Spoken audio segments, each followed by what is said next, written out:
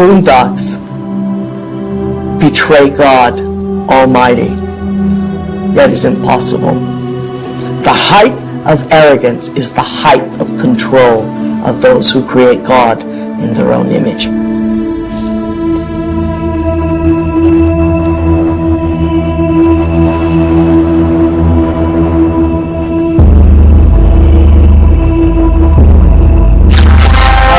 Present to you Mr. and Mrs. Richard Buck Filipowski.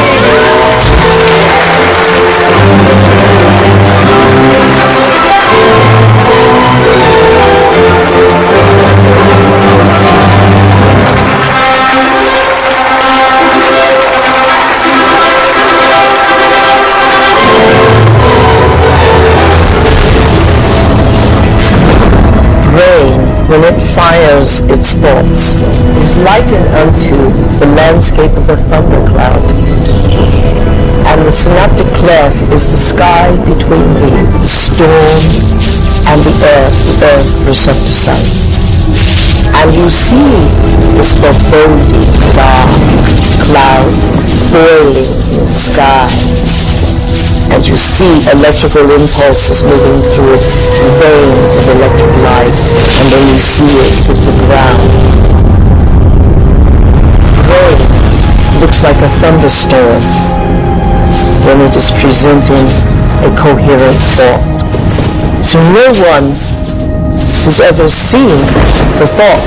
What they do see in neurophysics is that they see a storm raging around different quadrants of the brain. Those are areas that are mapped in the body and what the person must be responding to. A holographic image.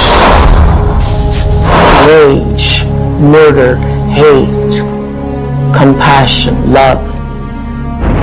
The brain does not know the difference between what it sees in its environment and what it remembers, because the same specific neural nets are then firing. The brain is made up of tiny nerve cells called neurons. These neurons have tiny branches that reach out and connect to other neurons to form a neural net. Each place where they connect is integrated into a thought or a memory. Now the brain builds up all its concepts by the law of associative memory. For example, ideas, thoughts, and feelings are all constructed and interconnected in this neural net, and all have a possible relationship with one another. The concept and the feeling of love, for instance, is stored in this vast neural net. But we build the concept of love from many other different ideas. Some people have love connected to disappointment. When they think about love, they experience the memory of pain, sorrow, anger, and even rage. Rage may be linked to hurt, which may be linked to a specific person, which then is connected back to love. We build up models of how we see the world outside of us. And the more information that we have, the more we refine our model one way or another. And what we ultimately do is tell ourselves a story about what the outside world is.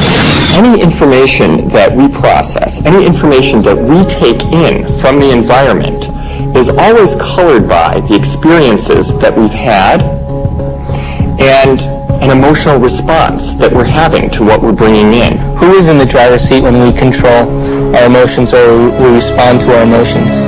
We know physiologically that nerve cells that fire together wire together. If you practice something over and over again, those nerve cells have a long-term relationship. If you get angry on a daily basis, if you get frustrated on a daily basis, if you suffer on a daily basis, if you give reasons for the victimization in your life, you're rewiring and reintegrating that neural net on a daily basis, and that neural net now has a long-term relationship with all those other nerve cells called an identity. We also know that nerve cells that don't fire together no longer wire together. They lose their long-term relationship because every time we interrupt the thought process that produces a chemical response in the body, every time we interrupt it, those nerve cells that are connected to each other start breaking the long-term relationship. When we start interrupting and observing, not by stimulus and response and that automatic reaction, but by observing the effect effects it takes, then we are no longer the body, mind, conscious, emotional person that's responding to its environment as if it is automatic.